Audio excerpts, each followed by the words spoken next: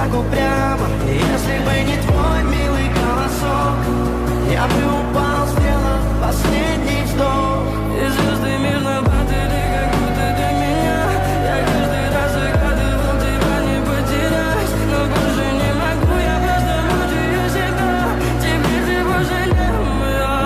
В камине в 6 утра фотография твоя, горят воспоминания о тебе.